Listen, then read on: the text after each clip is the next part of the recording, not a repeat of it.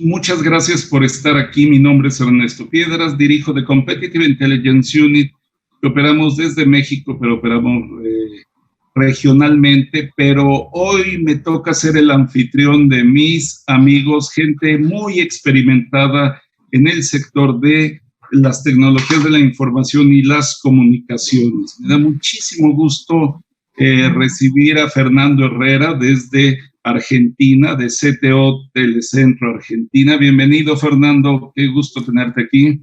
Muchas gracias, Ernesto. Isaías Alegría, director de Ingeniería y Operaciones de Marcatel, una empresa de operación de varias décadas, de muchas décadas, una huella muy importante, sobre todo en el mercado mexicano, y que tiene base en el norte, en Monterrey, en México. Bienvenido, Isaías, es un gusto tenerte aquí. Muchas gracias, Ernesto, un placer estar con todos ustedes.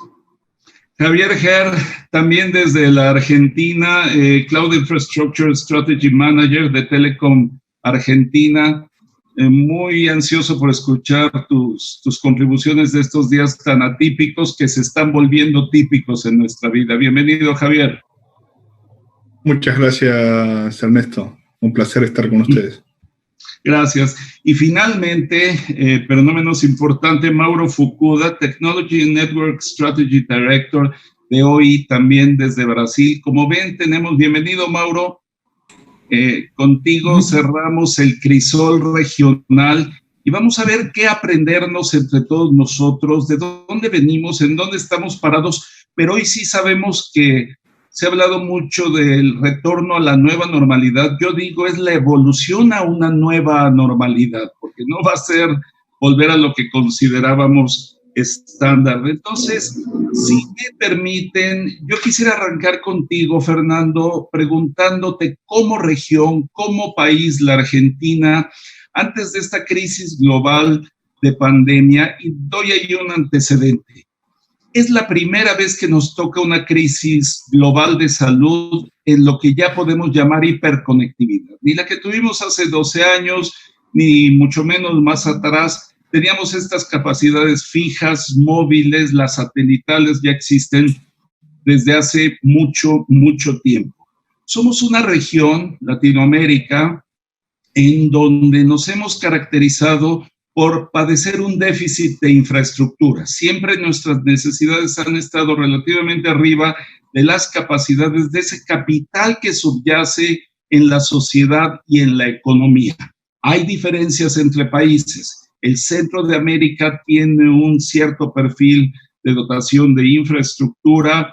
El cono sur tiene muchos más avances. México ha venido creciendo a tasas aceleradas. Pero si me dejas preguntarte, Fernando, ¿cómo pesca este COVID-19 en términos de infraestructura de banda ancha fija a la Argentina? ¿Cómo lo percibías al momento que nos enteramos de esta nueva realidad? Bueno, creo que fue un gran desafío para todos, ¿no? Si bien diversos operadores han estado invirtiendo en los últimos años y creo que ya es moneda corriente hablar entre los operadores de redes gigabit y todos tienen algún plan o estaban más o menos avanzados en la ejecución de esos planes, el cambio de la matriz de tráfico que significó el COVID, tanto por el shift que hubo en los horarios de consumo como las aplicaciones que empezaron a consumir los usuarios, empezaron a poner de manifiesto no solamente por ahí problemas de infraestructura de algunos operadores, sino también de cómo funciona hoy Internet y la banda ancha, ¿no? Hay toda una interconexión entre operadores, prestadores de servicio cloud, carriers, y no todos los puntos estaban de la mejor manera.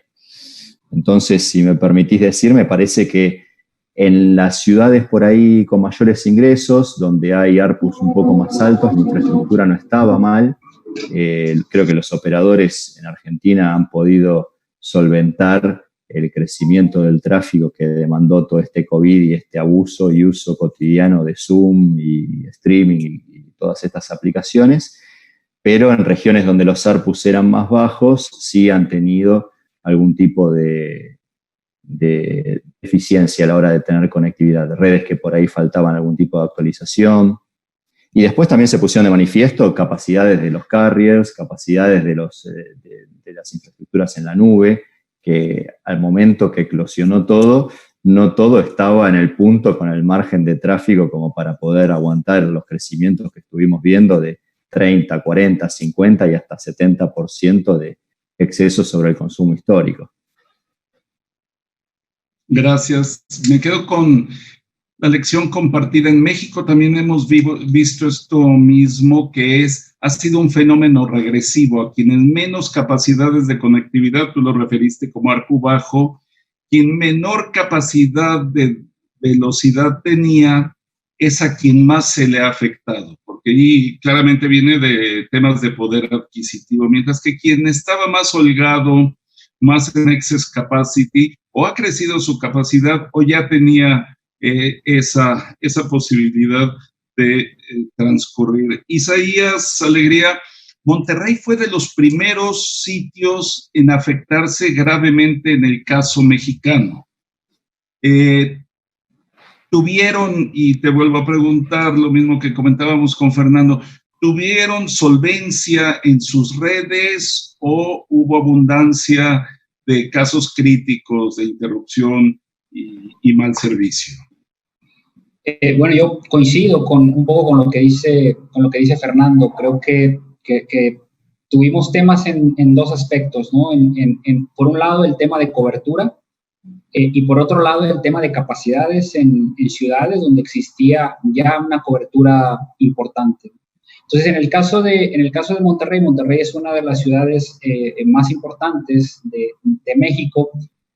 No hubo tanto un tema de cobertura, más bien lo que tuvimos que trabajar mucho fue en el tema de capacidades, ¿no? Sin duda el proveer capacidades adicionales durante la pandemia y más en condiciones de hacerlo de forma expedita, ¿no? Representó un reto importante para todos los operadores, ¿no? Entonces, en ese sentido, Monterrey, la Ciudad de México, Guadalajara, que son las ciudades más grandes de la Ciudad de México, donde existe una cobertura, creo, importante, al menos en la parte del área metropolitana, el principal sufrimiento fue el proveer más ancho de banda y más capacidad para que los usuarios pudieran correr sus aplicaciones y estar operando la mayor parte del tiempo en ecosistemas a los cuales no estaban habituados, ¿no? Creo que el mover la conectividad y pulverizar la conectividad a las casas en lugar de a centros de trabajo fue un reto importante y está siendo todavía un reto importante, ¿no? La demanda de ancho de banda sigue, los grandes proveedores de contenido siguen demandando anchos de banda grandes y en ese sentido hay un reto importante de infraestructura que hay que cubrir. Sí, para ubicar un poco mejor, mencionaste Ciudad de México, Monterrey y Guadalajara. Si hacemos la aritmética de la población de estas tres áreas metropolitanas, sube casi a 40 millones de habitantes. La presión es muy fuerte y unos números que tenemos aquí en el grupo muestran que antes de la pandemia en estas tres ciudades, 27% de la gente ya trabajábamos de manera remota, parcial o totalmente. En los días de confinamiento más marcado, ascendió a 81%, 82%. La pregunta es, ¿en dónde nos vamos a quedar? No en el 81%, pero creemos que tampoco vamos a regresar a ese 27%. Claramente este empujón digital nos va a dejar más preocupados, más enfocados por esa conectividad.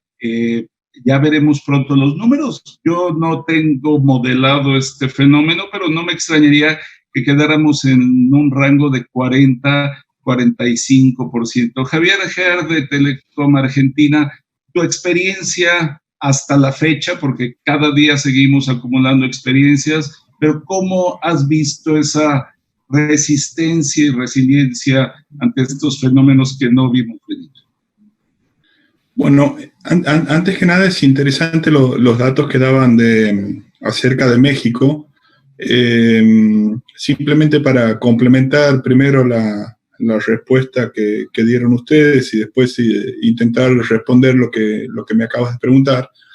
En Argentina nosotros tenemos que en la zona de AMBA tenemos situada el 40% de la población y alrededor del 40 o 50% del PBI del país. Si a eso le sumamos ciertas ciudades como Córdoba, Rosario, Mendoza, o sea, grandes centros urbanos, estamos casi en el 70% de la población, ¿no? Entonces digo, ahí se da un fenómeno bastante parecido, ¿no? Creo que es un fenómeno que ocurre en casi todos los países en vías de desarrollo, ¿no? El hacinamiento en los grandes centros urbanos y la imposibilidad de distribuir, digamos, el bienestar económico o siquiera el crecimiento económico a lo largo de todo nuestro territorio y nuestra población. Ahora, yendo a los desafíos, veo aspectos muy parecidos a los que los colegas describieron. En este sentido, creo que a mí me gustaría hablar de dos aspectos fundamentales, ¿no?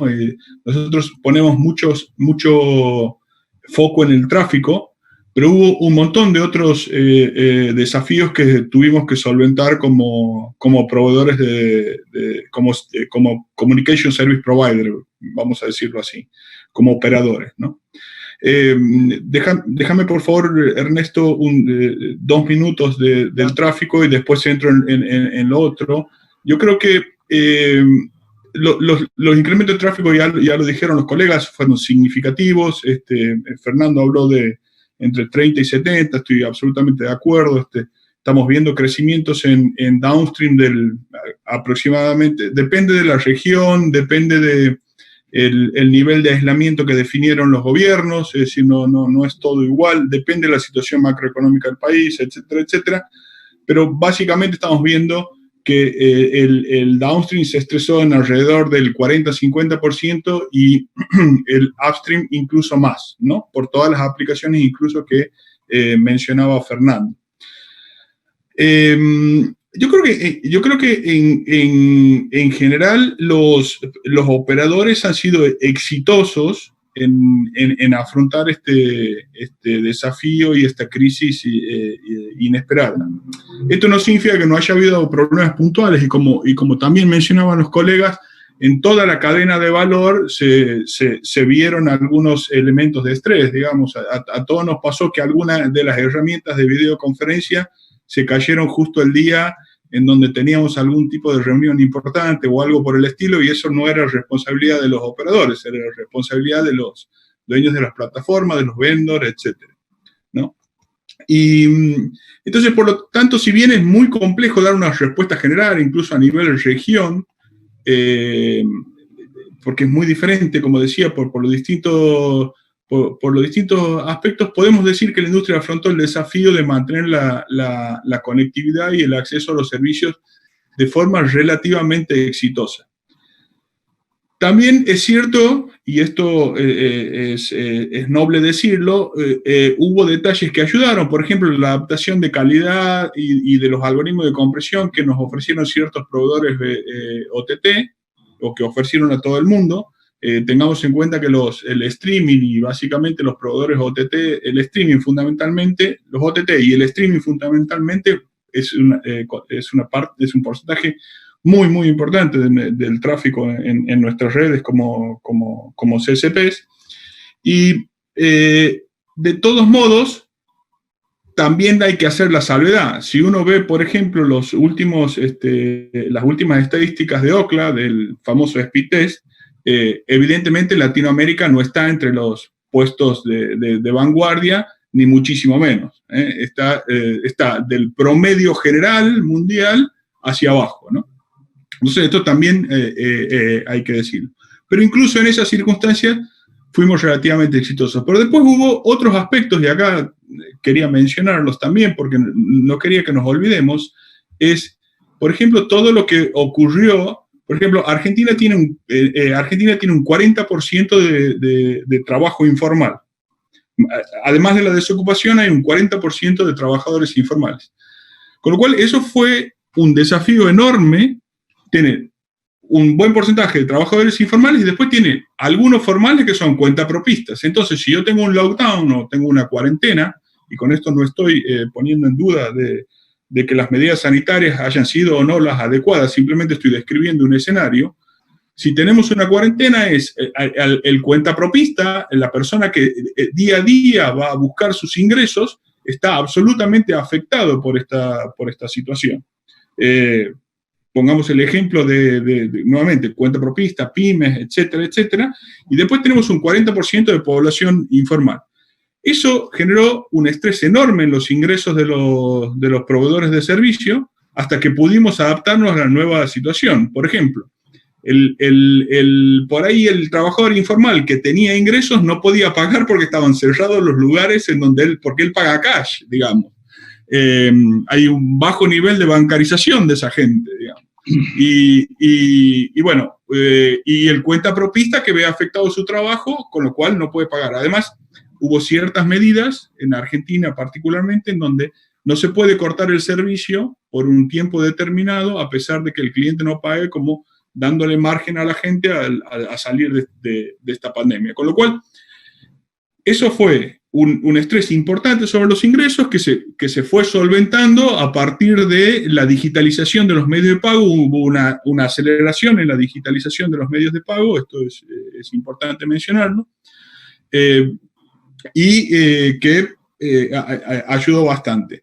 Por otro lado, tuvimos inconvenientes en las cadenas de suministro, es decir, hoy, por ejemplo, todo lo que sea COTS o PC o lo que sea, en Argentina es muy difícil conseguir. Es decir, eso fue todo a cubrir, sobre todo en entornos de una incipiente virtualización, a cubrir las necesidades de los service providers.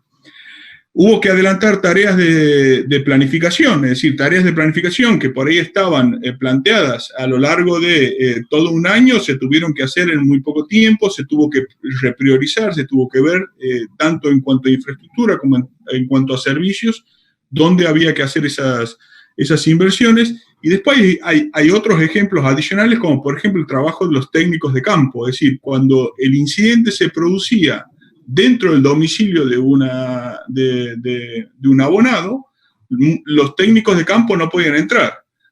Muchas veces, básicamente, había veces que por cuestiones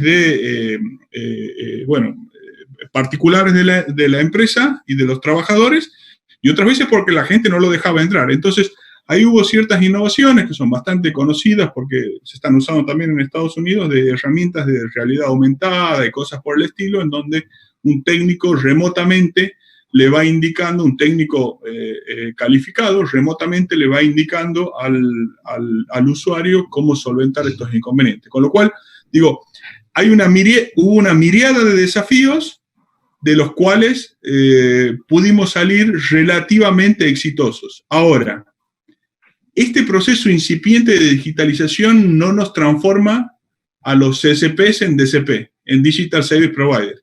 Los modelos de negocio, hicimos esto, pero en mi opinión personal, los modelos de negocio siguen siendo los mismos. Los perfiles y los skills de las personas siguen siendo las mismas.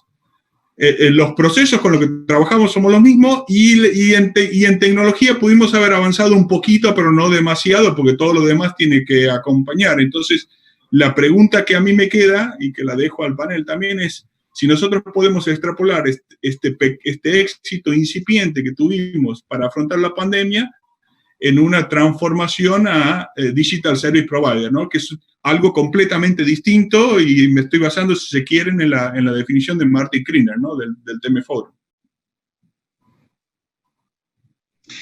Fernando segmentó por geografía y tú segmentas también por tipo de sector de actividad económica, y como dijiste, hubo sectores que estaban mucho mejor parados, los del retail, de los supermercados, algunas tiendas, pero por ejemplo, en donde vimos una transformación muy acelerada en el caso mexicano fue en el de los establecimientos de comida. Eran muy pocos los que estaban instalados en esa distribución, y en cuestión de pocas semanas casi podríamos decir que todos o una mayoría muy vasta migró. Pero esa segmentación que haces es muy cierto, hay fuertes inequidades.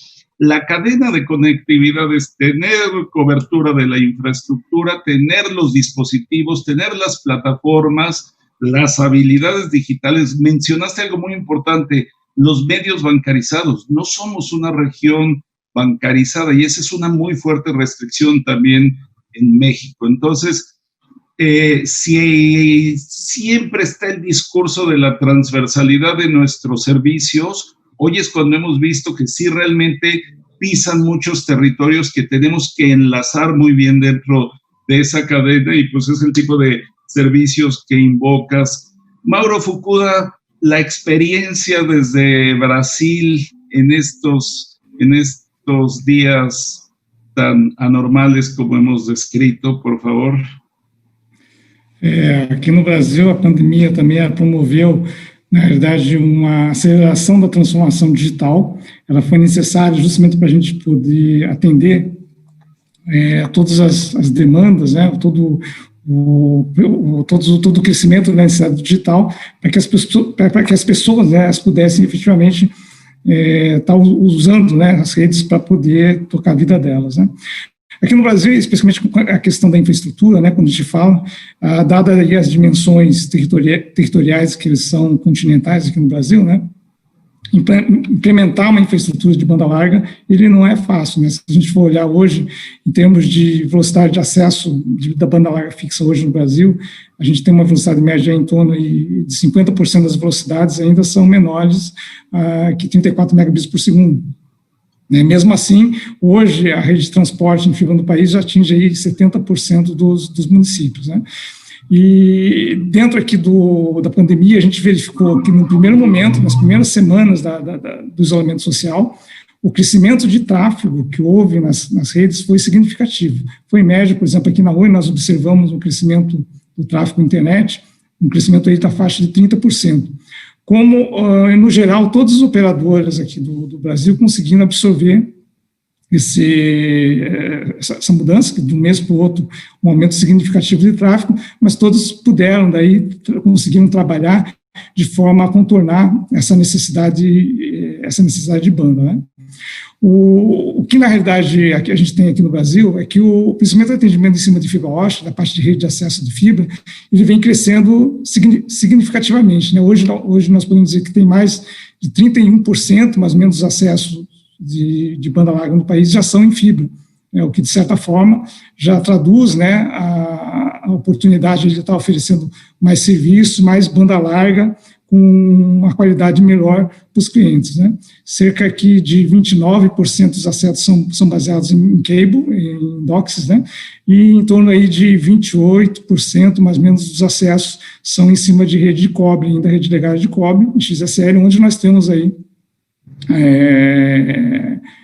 dificuldades aí na questão da oferta aí de serviços de banda larga com maior velocidade.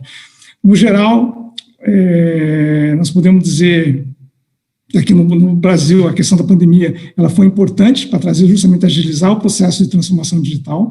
Foram feitos, todas as operadoras aí introduziram mecanismos aí para poder fazer a gestão do tráfego de rede, para poder comportar essa mudança de comportamentos de tráfego, e a gente observou justamente o crescimento dos tráfegos de aplicações de vídeo, né, especialmente de vídeo, aplicações relacionadas a videoconferência, né, parte de pagamento, de compras online. Esses tipos de aplicações, efetivamente, foram as que foram mais utilizadas, as que mais levantaram, vamos dizer assim, a necessidade aí de acesso aí com bandas largas com velocidades maiores. Né? Totalmente de acuerdo. Aquí lo que me ha llamado la atención es, y ustedes lo han descrito con números para cada experiencia, cómo ha habido un doble efecto en el tráfico. Desviación del tráfico que nos trajimos a las redes domésticas, pero también lo describieron ustedes, creación de tráfico. O sea, toda esa parte del streaming, y no solo en nuestras redes de banda ancha. En México se vino reportando que prácticamente todos los días alcanzábamos máximos niveles históricos de las redes de radiodifusión. Televisión abierta cada día alcanzaba su máximo pico, porque no todo el mundo tiene contratado OTT de video, pero finalmente, lo dijo Javier, audio y video en OTT ha sido lo más intensivo y vamos a seguir en ellos. Entonces, creación de tráfico, desviación del tráfico, pero todo eso es sumar presiones hacia nuestras redes. Cambiaría un poquito el orden, casi les diría, quien quiera tomar la palabra, estrangulamiento de los márgenes y necesidades de inversión. O sea, hoy queda claro que cada uno de ustedes necesitamos intensificar las inversiones.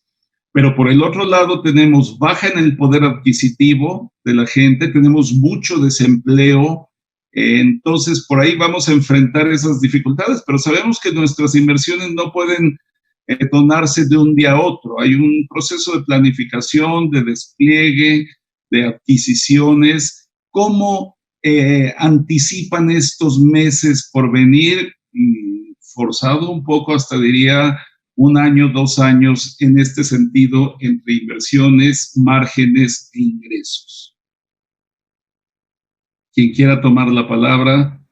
Pues si me permites opinar al respecto, Ernesto, creo que claro, sin duda, como mencionaba al inicio, hay un reto importante, ¿no? a nivel infraestructura, y creo que todos los operadores estamos iniciando por hacer estrategias de optimización de nuestras redes y de nuestro tráfico, ¿no? Sin duda el tema de hacer más eficientes los puntos de interconexión locales para evitar costos de transportes de larga distancia para llevar el contenido de un lugar a otro, el hacer más eficiente el uso de las CDNs, por ejemplo, para bajar el consumo hacia los ISPs o Tier 1, ¿no? que tenemos los operadores conectados.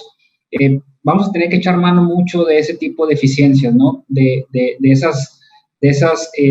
esa parte técnica, ¿no? que hay que eficientizar entre todos los operadores y con los recursos internos buscar eliminar costos para poder seguir siendo competitivos en el mercado, ¿no? Como lo mencionas, hay un tema importante donde el usuario está buscando más ancho de banda, pero menores precios. Entonces, en ese sentido, en la manera en que un operador como service provider pueda, por un lado, diferenciarse con calidad, ¿no? Con el ancho de banda suficiente para el soporte de aplicaciones y valores añadidos a la oferta que puedas estar integrando, creo que ahí es donde podemos seguir siendo exitosos los operadores. Por ejemplo, hemos tocado el tema de trabajo en casa, de cómo se movió la fuerza laboral, está trabajando en casa, pero en México traemos un reto importante con el tema de la educación en casa para los niveles educativos básicos, ¿no? Se habla de un esquema por televisión, pero también tenemos un modelo importante de educación a través de Internet y de plataformas digitales de educación, que eso también trae una demanda adicional. Entonces, en ese sentido, como operador, creo que si puedes seguir ofreciendo a un costo contenido dentro del mercado anchos de banda suficientes para este soporte de aplicaciones, además, seguridad, que es un tema muy importante también que hay que tocar, seguridad en la conexión y un esquema que te permita tener tanto la parte de trabajo en casa como la parte de educación para las familias que hoy día conviven en una sola casa. Está la escuela, está la oficina, ¿no? Está la parte de entretenimiento al mismo tiempo. Entonces, en la medida que como operador puedas proveer conexiones estables para cada una de las aplicaciones que se están consumiendo desde la casa, creo que podemos seguir creando modelos de negocio que sigan siendo rentables y sostenibles. Entonces, por un lado hay un tema de eficiencia, sin duda, que creo que todos estamos haciendo, pero en el tema de cómo vamos evolucionando en los productos y cómo vamos integrando ese tipo de soluciones, ya pensando en ese esquema, insisto, donde en un solo punto de conexión convive entretenimiento, educación y trabajo, creo que ahí vamos a poder seguir siendo exitosos y seguir teniendo un mercado y seguir siendo rentables, que es lo que buscamos, ¿no? Al final de cuentas, como operadores. Fernando, desde CTO, desde Centro de Argentina, ¿cómo lo ves? Sí, creo que esta situación que pasamos ahora con esta presión fuerte, como describimos todos, sobre la infraestructura, ha puesto de manifiesto la necesidad de que los operadores seamos ágiles, ¿no? Me parece que si miramos el modelo de operador de telecomunicaciones anterior de despliegue de infraestructura y ciclo de inversiones, estamos acostumbrados a un ciclo muy waterfall, ¿no? Donde la planificación, el forecast y todo es lo que da lugar al budget que vas a ejecutar en el año siguiente. Y nos estamos encontrando en un momento donde el rol del operador de telecomunicaciones es el habilitador, el facilitador de muchos modelos de negocio que ocurren encima de las redes. Como decía Isaías recién o Javier hace un rato, el streaming, el OTT, la educación, seguridad, hay un montón de aplicaciones. Mismo el retail ahora necesita de la conectividad para desarrollarse. Y también venimos, por otro lado, hablando de las redes gigabit o multi-gigabit capable hace bastante tiempo. Entonces, necesitamos encontrar un modelo también que sea mucho más ágil en cuanto a desplegar la infraestructura e ir habilitando la capacidad en la medida que el negocio lo permita, pero con un ciclo mucho más ágil, porque a veces nos vamos a encontrar con estos retos donde el tráfico, que nadie tenía en vista, nadie la vio venir, de repente aparece y en la red hay que darle curso. Entonces, esto creo que es una necesidad, como hablaba Javier hace un rato, del Digital Service Provider y la transformación digital, no solamente transformación digital de procesos, sino también del método de planificación. Todos hablamos de Agile y me parece que hay que ser un poco más dinámico. Ahora, sí la industria, desde los vendors y desde la tecnología, tienen que acompañar, hay necesidad de acompañamiento en que los modelos de inversión empiecen a ser más flexibles para poder anticipar la infraestructura, tener una red elástica, tener una red que pueda acompañar los vaivenes de tráfico que van a ir apareciendo. Esto de desplegar 100 megas para consumirlos en el año próximo me parece que se terminó, lamentablemente. Y por otro lado, también aparece un esquema, creo que mucho más colaborativo que se pone de manifiesto. Esto de que muchos jugadores en el mercado necesitan la conectividad para desarrollar sus modelos de negocio, también hace que sea colaborativo desde la planificación, desde la inversión, ¿no? Lo hemos visto con las CDNs que hace un tiempo que están desplegando su infraestructura para que su ancho de banda llegue en forma correcta a los clientes finales. Lo hemos visto, como dijo Javier, con los OTT que han modificado sus perfiles de encoding para que las redes de los operadores sigan llegando a un streaming de calidad a los usuarios finales. Y me parece que este escenario más colaborativo de la hiperconectividad es algo que está haciendo que esto sea un poco más sensible. Sin dudas, los operadores tenemos mucha presión entre la inversión que tenemos que ejecutar, los precios que quieren pagar los clientes y cuánto nos queda para seguir invirtiendo, porque es una industria de inversión muy intensiva. Pero creo que con las cosas que comentaba Isaías también, agregando cosas de valor agregado, como dando servicios especializados para educación, para trabajar desde el hogar o para seguridad, se puede empezar a complementar un poco esa curva de ingresos. Exacto, sí. Recién estamos liberando los nuevos datos al segundo trimestre, o sea, la mitad del año de este 2020 para el mercado mexicano, y nos llama mucho la atención que este sector, que generalmente es procíclico cuando la economía crece. Si la economía crece, el sector crece y crece mucho más. Y cuando la economía en su conjunto cae, es contracíclico normalmente. Aunque caiga la economía, seguimos creciendo como sector. Claro, en el sector entra lo móvil, lo satelital, entra, para el caso mexicano, en la clasificación la TV de paga, pero este es el primer trimestre procíclico en muchas décadas. La economía cayendo ya a 2 dígitos, la economía mexicana, porque debemos recordar que como en varios de nuestros países no tenemos una crisis, tenemos 2 crisis. Ya veníamos de una fase recesiva en lo general y se nos monta esta capa de la crisis de salud que se convierte en crisis económica, pero ahora sí ya cayó todo en su conjunto. Los ingresos del sector están yendo a la baja, excepto un segmento, el de televisión de paga, que ha venido a compensar muy bien por el triple y hasta cuádruple play que ya están ofreciendo en México. Entonces es el único que ha logrado mantener su crecimiento. Pero sí, la situación para todos los segmentos del sector claramente lucen números rojos para los próximos trimestres y difíciles para sostener estos ritmos de inversiones. Pero como dijeron ustedes, es un sector que vive de invertir y de desplegar infraestructura. Javier, en tu experiencia. Bueno, la pregunta original que habías hecho era, bueno, ¿cómo hacíamos para resolver esto, ¿no? Y que, bueno, Fernando también lo describía muy bien, ¿no? Una industria de capital intensivo en la que hay que hacer muchísimas inversiones, que los clientes están cada vez dispuestos a pagar menos por el bit, o por el megabit, o por el gigabit, o por lo que fuera, digamos, por la capacidad, ¿no? Y además la crisis económica, ¿no? Algunas cuestiones de la crisis económica entre el Banco Mundial y el FMI están planteando un 6% de caída del PBI a nivel global.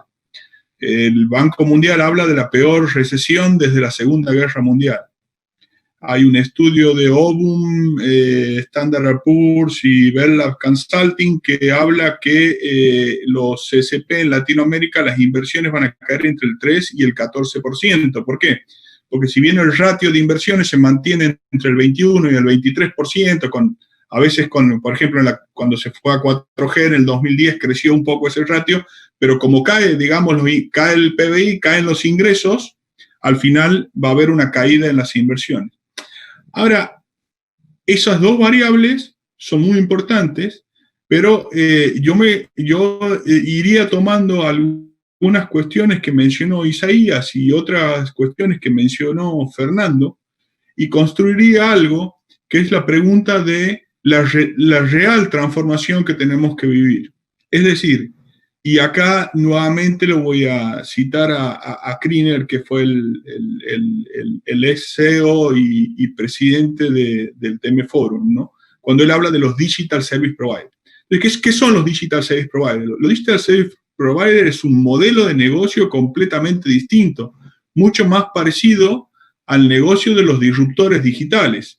Tan es así que él decía que solamente el 5% iba a lograr una transformación exitosa y el 95% iba a fallar. Bueno, yo pretendo ser un poco más optimista porque trabajo en un service provider, pero lo que estoy tratando de decir es que el COVID lo único que vino a hacer es a ponernos de manifiesto, a ver, algo que la cuarta revolución industrial ya había empezado a ponernos de manifiesto con todos sus cambios, es que el modelo de negocio tradicional que nosotros teníamos como CSP no va más.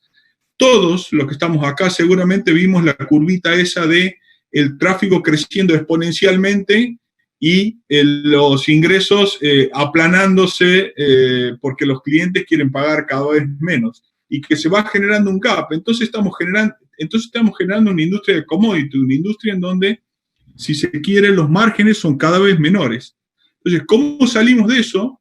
Y ofrecemos servicios de mayor valor agregado, con cadenas de valor, y Fernando algo lo mencionó, con cadenas de valor mucho más complejas, en donde por ahí nosotros no tenemos el 100% del negocio, tenemos una parte en donde podemos asociarnos. Por ejemplo, durante esta crisis, un dato, Francia, Corea y Brasil cambiaron la regulación respecto a la telemedicina. Esa es una oportunidad enorme, por ejemplo, para el negocio de plataformas, un negocio en el que nosotros si bien alguno de nuestras empresas tiene alguna plataforma, es un negocio en el que no incursionamos.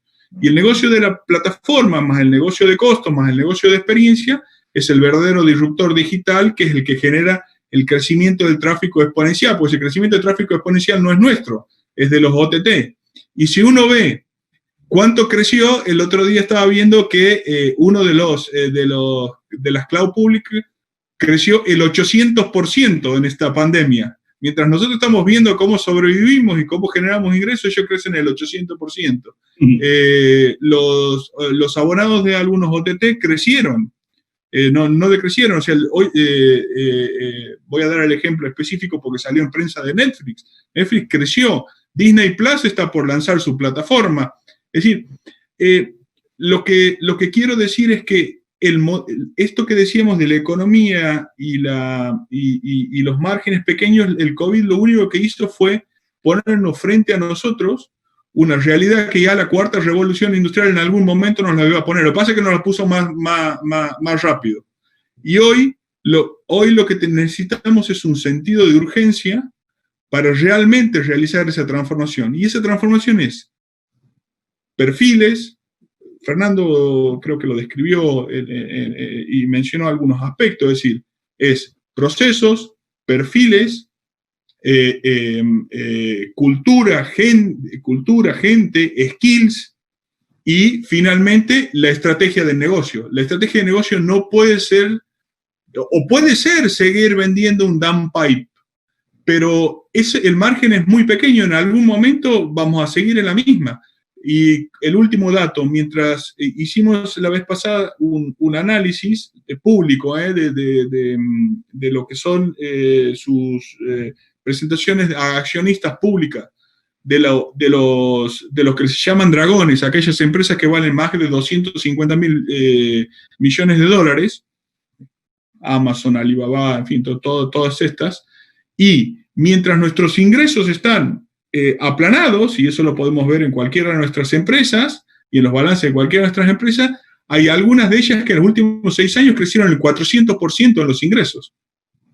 Entonces, yo creo que yo a todo lo que ustedes dijeron, lo que sumaría y traería a la mesa es lo que nosotros necesitamos es transformarnos definitivamente y transformarnos en otra cosa, que es un DCP, o quedarnos en infraestructura centric. Tenemos service centric con un DCP y mayores márgenes, mayor valor agregado, nuevos servicios, cadenas de valor más complejas. El Edge, que aparece ahora, el Edge va a ser todo un desafío. No tenemos capacidades para desarrollar aplicaciones para el Edge. Tenemos que ir a firmar acuerdos con los hyperscale, que son infinitamente mayores a nosotros. Hay una asimetría enorme, con lo cual tenemos un riesgo. Por un lado tenemos la ganancia de lo que ellos tienen y que nosotros no pudimos hacer, pero por otro lado tenemos la asimetría del volumen. Entonces yo lo que traería a la mesa sería, lo que el COVID nos está pidiendo a gritos es,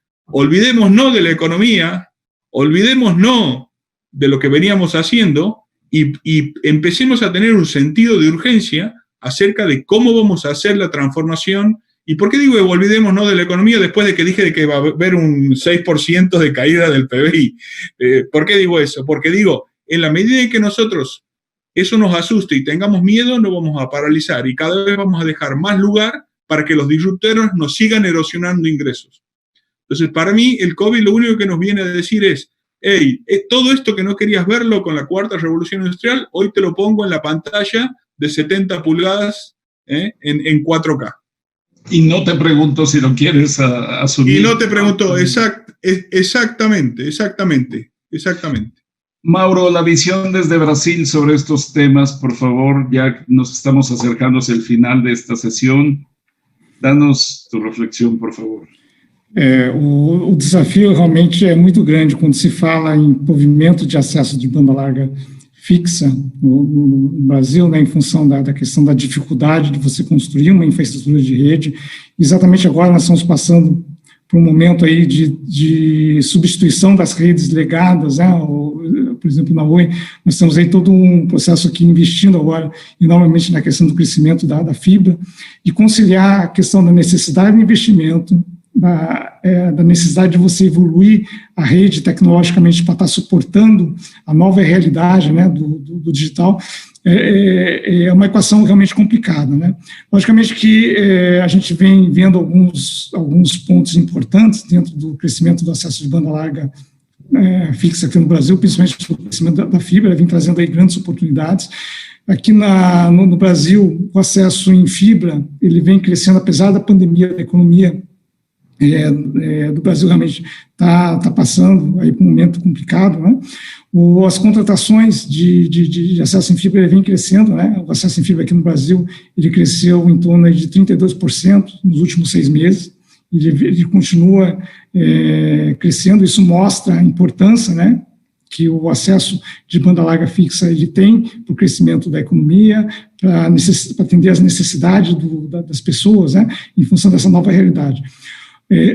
Obviamente que como é que você rentabiliza, né, consegue rentabilizar a rede de tal forma a garantir o crescimento dessa infraestrutura.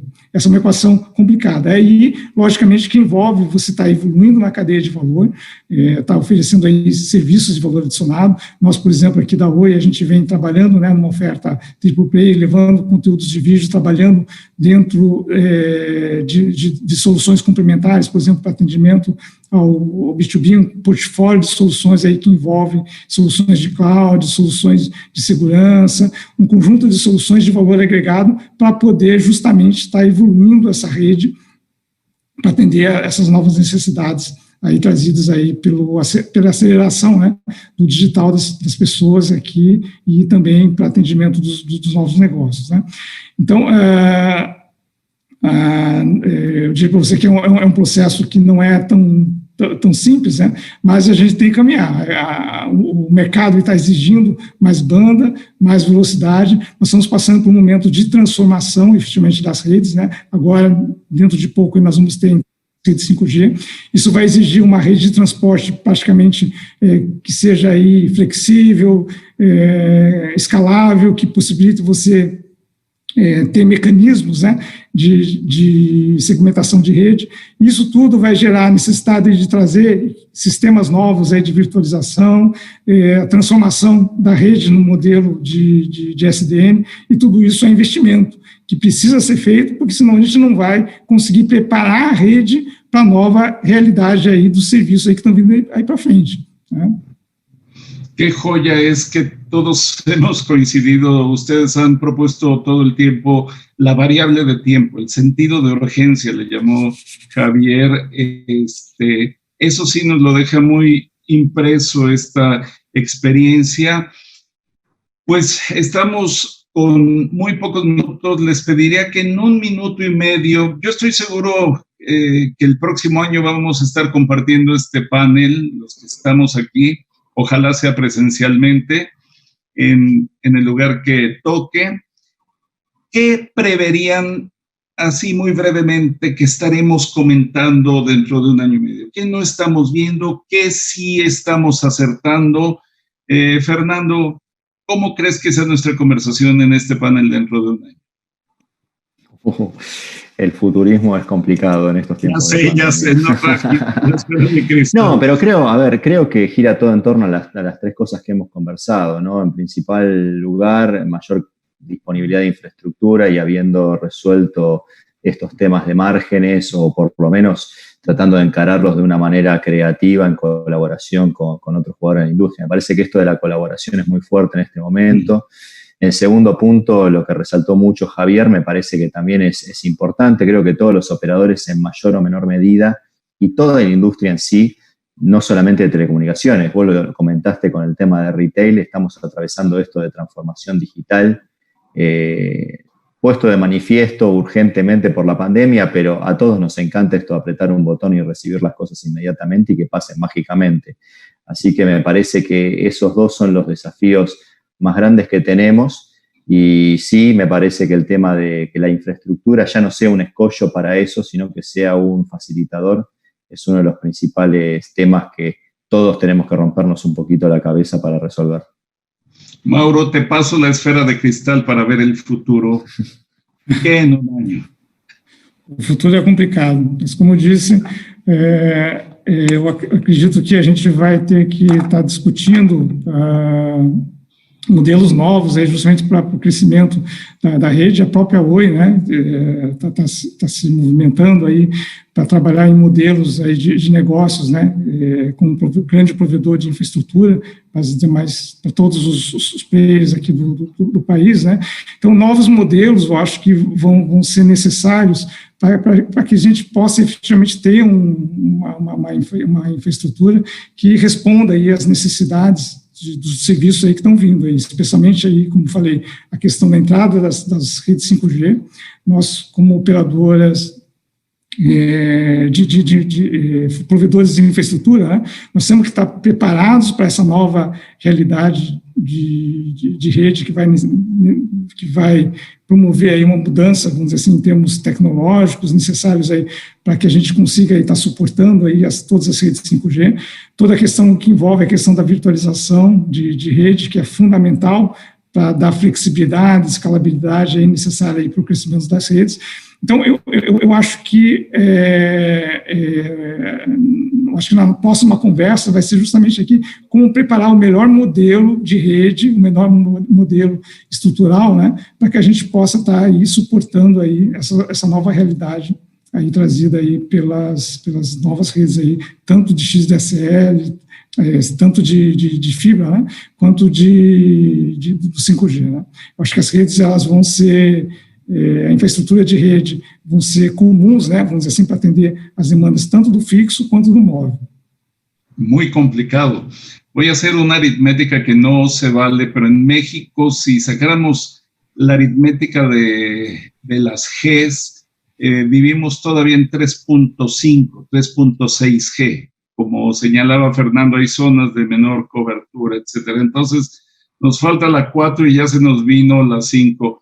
Javier, desde el inicio nos diste muchas pistas del futuro, ya hablaste en sentido de urgencia, hablaste de reconstituir los modelos de negocio, algo que se te haya quedado en el bolsillo. No, lo primero que me gustaría dentro de un año y medio es vernos en la Ciudad de México todos en este panel. Bienvenidos todos, ¿qué escuchaste, Renato?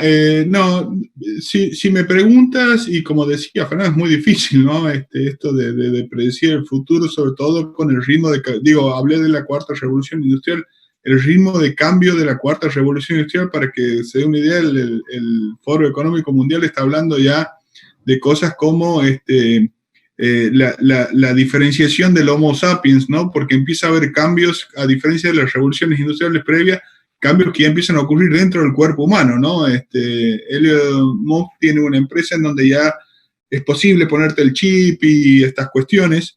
Entonces digo, con este ritmo de cambio y sin entrar en la singularidad ni nada por el estilo, digo, en el mundo es muy difícil predecir.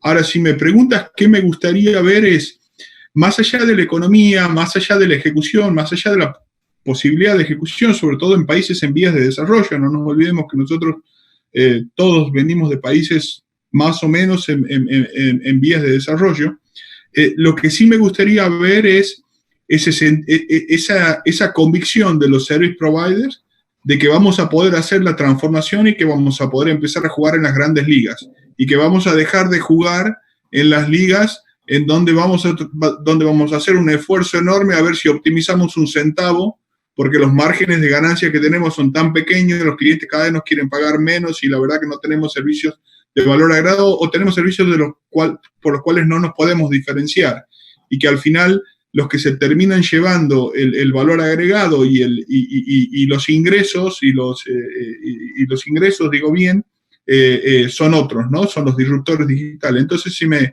si me preguntas, dentro de un año y medio me gustaría encontrarme y que tanto Telecentro hoy y la empresa de Isaías hayan decidido tomar ese camino y empecemos a transitarlo y en algún momento podamos jugar en las grandes ligas y no ser CSP, sino DSPs. Verdaderamente integrales. Isaías, 1 minuto y medio para cerrar nuestra sesión, que podríamos extendernos felizmente por mucho tiempo más, por favor. Claro. Yo quiero ser optimista. Creo que nos toca participar. Tenemos la oportunidad de participar en un sector que es fundamental. Estoy convencido que es un sector fundamental para la recuperación económica en todos los sentidos, desde el micro hasta la macroeconomía. Entonces, a mí, yo veo un futuro donde nos podamos, como mencionaban mis colegas, reunir presencialmente y que estemos platicando cómo los service providers evolucionaron, se adaptaron, fueron lo suficientemente ágiles para proveer esquemas de conectividad que le permitieron a las empresas y a los hogares y a los individuos salir adelante del tema de la pandemia, ¿no? Estoy convencido de que, insisto, nuestro sector es fundamental para salir adelante de la problemática actual, y creo que tenemos lo necesario para hacerlo. Lo que narraba Javier, suelo denominarlo el Homo Telecom. Somos ya hoy un hombre de la conectividad remota. Creo que parte de la tarea es eso, decías, países en vías de desarrollo, que todos podamos llamarnos cabalmente Homo Telecom. Yo les quiero agradecer no solo por compartir su experiencia, sino porque somos un sector muy dado a confundirnos con el muro de las lamentaciones y nos quejamos que si los gobiernos, que si el sector financiero, etcétera.